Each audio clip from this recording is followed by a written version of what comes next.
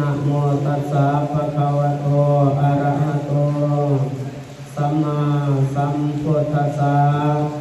ขอน้อมไว้คุณพระศรีรัตนตรัยขอน้อมนมัสการพระเถรานุเถระขอนับถือเพ่งพระสงฆ์สามเณรขอเจริญพรบรรดาศรัทธาของปุญญาโยมตัวมื้อนี้ก็แม่นเป็นมื้อสันวันดีเป็นมื้อหนึ่งเป็นมื้อวันศีลขึ้น8 ค่ำเดือน9ตัวมื้อนี้ทางอาตมาตั้งหน้าจะได้เทศเพื่อแสดงให้ญาติให้โยมเกี่ยวกับที่12ข้อ14เด้อญาติโยมเด้อแต่ว่าทาง22ญาติโยมอาจสิรู้แล้วคือว่า12แม่น12เดือนนั่นเอง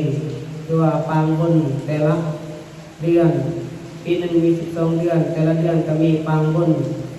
ของเดือนและมื้อนี้ทางอาตมาจะได้นำมาชี้แจงแสดงเกี่ยวกับข้อ14เลยเด้อญาติโยมเด้อสิได้เว้าเกี่ยวกับข้อของคฤหัสถ์หรือว่าอุบาสกอุบาสิกาข้องของพระเจ้าพระสงฆ์คำว่าข้อง14ข้องแปลว่าการรักษาการปกปักรักษาการคุ้มครองวิธีการปกปักรักษาวิธีการคุ้มครองตัวของเมืองของประเทศของตนเองอันนี้ก็หมายว่าข้อเด้อไม่ออกเด้อ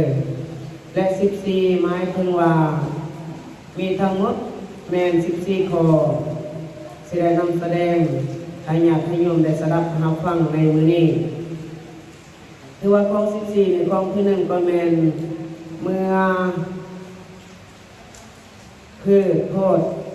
เข้ากล้ามากไม้เป็นห่วงเป็นหมาก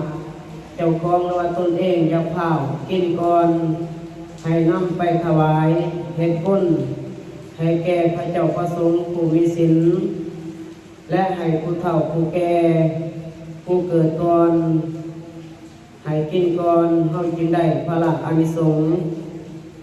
ถ้าว่าเฮาได้รู้จักให้รู้จักแบ่งปันให้ผู้อื่นทั่วเกิดความสามัคคีเกิดความรักความแพงให้แก่เฮาอันนี้แม่นข้อที่1เด้อพี่น้องเด้อและข้อที่2บ่ให้เป็นคนโลภมากโลภาตาสิ่งตาย่อย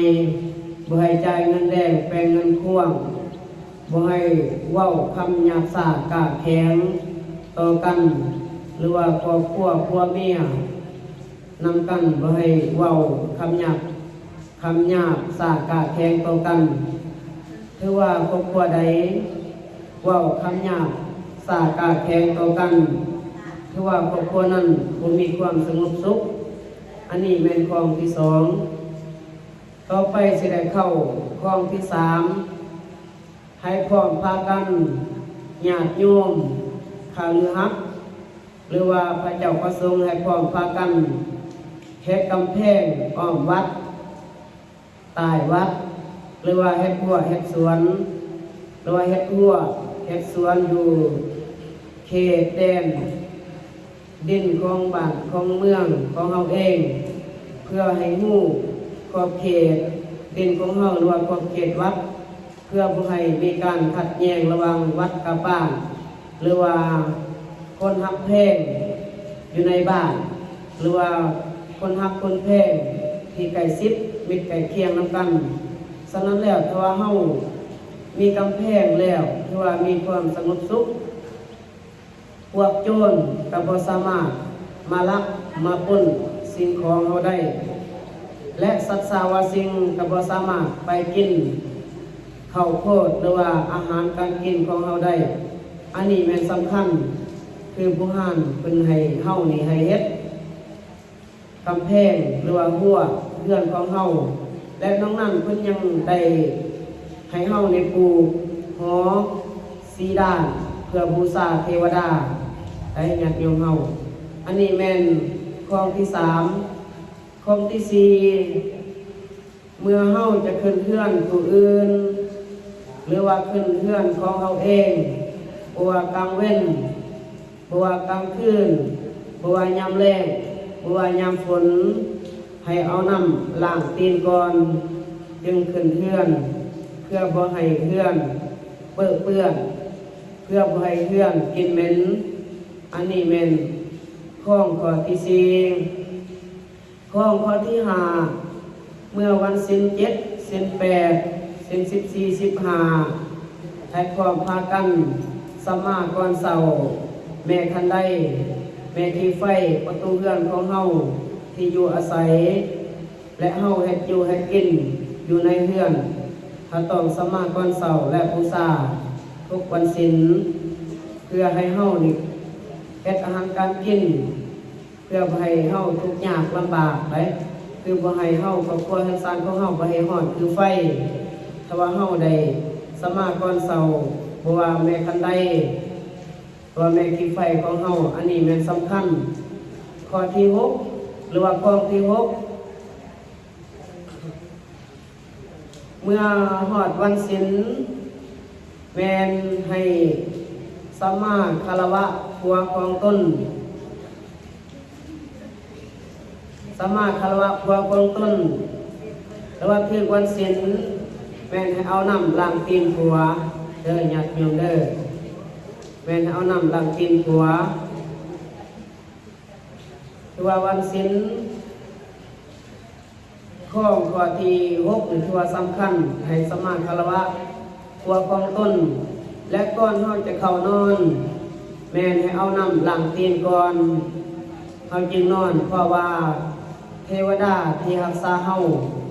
ผู้คุ้มครองเฮาแม่นกลางคืนแม่นสถิตอยู่ตีนเริ่มแล้วเด้ออยู่ตีนอันนี้แม่นข้อที่6ข้อที่7เมื่อถึงวันศีล14 15หรือว่าวันศีล7ศีล8ให้นำเอาดอกไม้คารวะพ่อแม่แห่งตนคารวะผู้เฒ่าผู้แก่และเมื่อถึงวันอุโบสถของพระเจ้าประสงค์คือยามเข้าพรรษาทางเขตเมืองเฮาก็แม่นได้ลงอุโบสถตัวได้ปั้นปฏิโมกข์แม่นให้ญาติโยมแม่นได้นำเอาดอกไม้ธูปเทียนไปถวายให้พระเจ้าประสงค์อันนี้แม่นข้องที่7เริ่มแล้วเด้อและข้องที่8เมื่อถึงวันศีลดับศีลเพ่งแม่นนิมนต์พระสงฆ์องค์เจ้าไปสู่ปริตะมงคลอยู่เฮือนอยู่ศาลของเฮาคนโบราณนิยมแม่นวันศีลดับศีลเพ่งนี่แม่นเฮ็ดกองบุญเพื่ออุทิศให้ญาติพี่น้องลุงป้าเอาอ้าวของเฮาเด้อญาติโยมเด้อและอีกคือผู้เฒ่าโบราณเพิ่นว่ามื้อศีลดับศีลเพ่งนี่แม่นบ่ให้ไปทรงสการแต่ว่าเมื่อเฮามาเบิ่งปัจจุบันมาสังเกตมาวิเคราะห์วิจารณ์พิสูจน์แล้วว่ามื้อวันศีลนี่แม่นพระเจ้าประสงค์นี่แม่นค่าไม่ออกโดยเฉพาะคือมื้อนี้นี่แหละไม่ออกแม่นลงวัดทางพระเจ้าประสงค์แม่นได้ตักบาตรถวายสังฆทานและมื้อวันศีลดับศีล14 15ก็แม่นพระเจ้าประสงค์แม่นเขารับศีลอยู่ทั้งศีลครูบาอาจารย์แต่ละเมืองแต่ละบอนก็แม่นเตาโฮกันฉะนั้นแล้วพุทธโบราณเพิ่นจึงบ่ให้ทรงสการมื้อวันศีลที่แท้แล้วก็ได้คือกันเด้อแม่นออกเด้อบ่แม่นบ่ได้เด้แต่ว่ามื้อวันศีลมื้อศีลรับศีลแพ่งนี่แม่นพระเจ้าประสงค์ครูบาอาจารย์นี่แม่นค่าแม่นออกบ่แจ้งว่าค่าบ่แม่นบ่ได้บ่แม่นพลังแม่นออกได้แต่ว่ายามวันศีลนี่แม่นค่าอันนี้แม่นข้องที่8และข้องที่9เมื่อเห็นพระสงฆ์สามเณรเดินบิณฑบาตแม่นบ่ให้เพิ่นคอยท่าใส่บาตรเด้อไม่ออกเด้อบ่ให้ใส่เกิบบ่ให้ใส่ขันหมบ่ให้อุ้มหลานบ่ให้ถืออาวุธคมแหลมสิ่งที่มีอาวุธผิดกฎหมายก็ดีและที่ถือกฎหมายก็ดี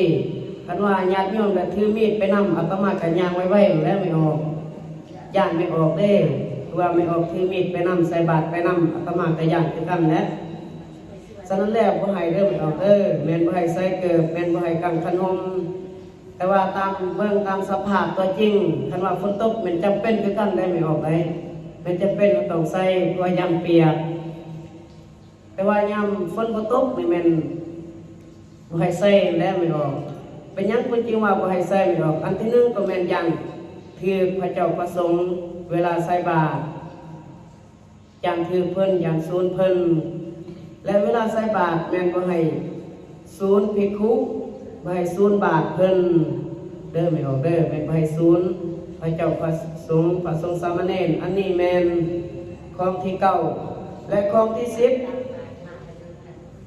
แม้นเมื่อพระเจ้าประสงค์เข้าปฏิวัติกรรมที่ว่าตกอยู่ในเดือนหนึ่ง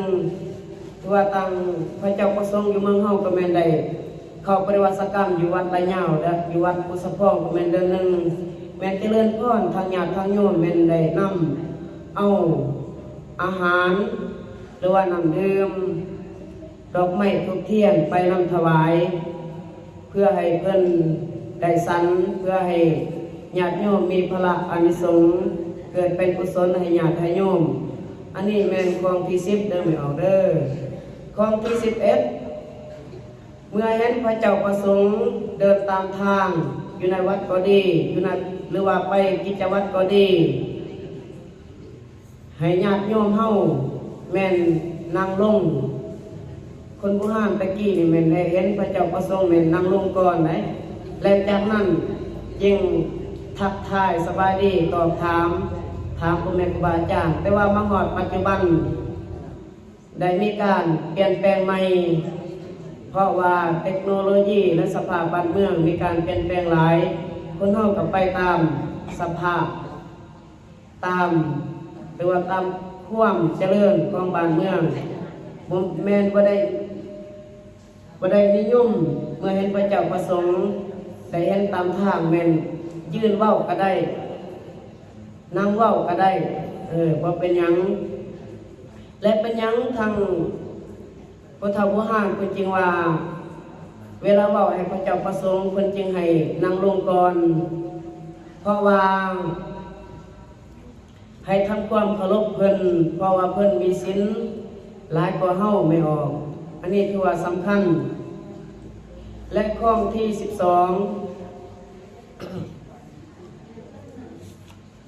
แม่นเมื่อเห็นข้อที่12แม่น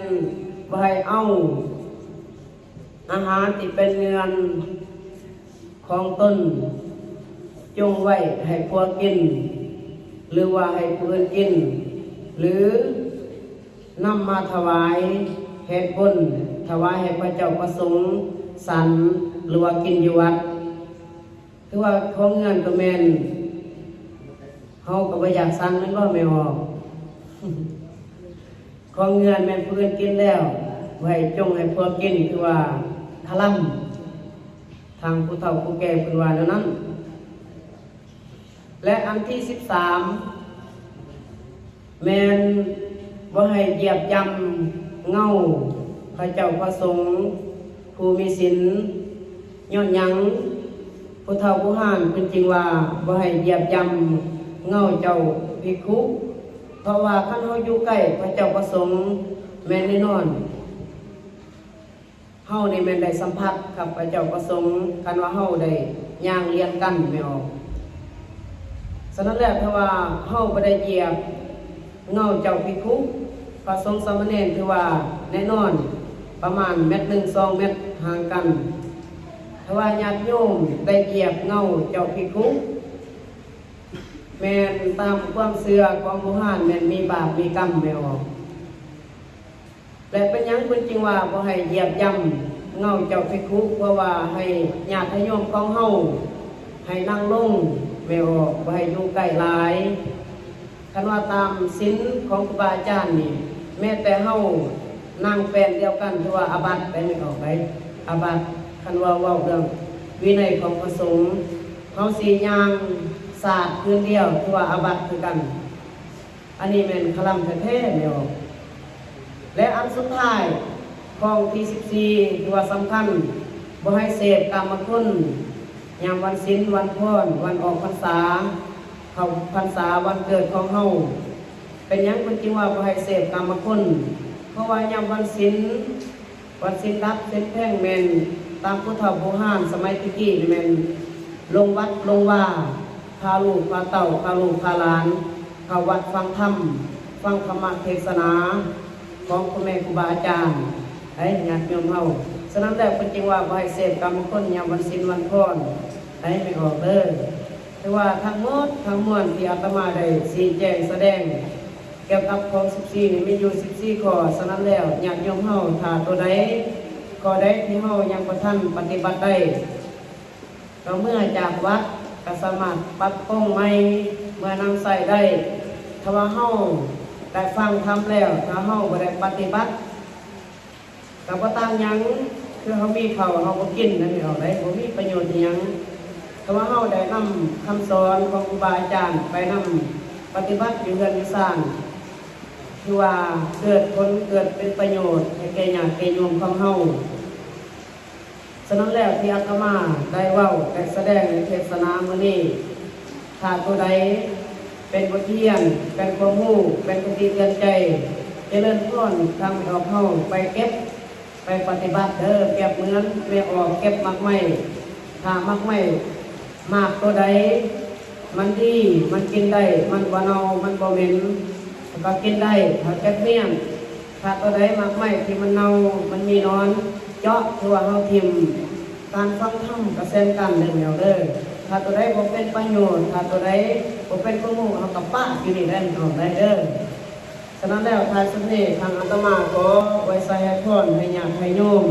เมื่อสุขคนจงมีแต่ความสุขความเจริญปรารถนาสิ่งใดขอให้ได้สิ่งนั้นขอให้คนสิ้นคนทำจงนำปกป้องรักษาให้มีความสุขความเจริญมีอายุวันนะสุขะพละมันยืนสา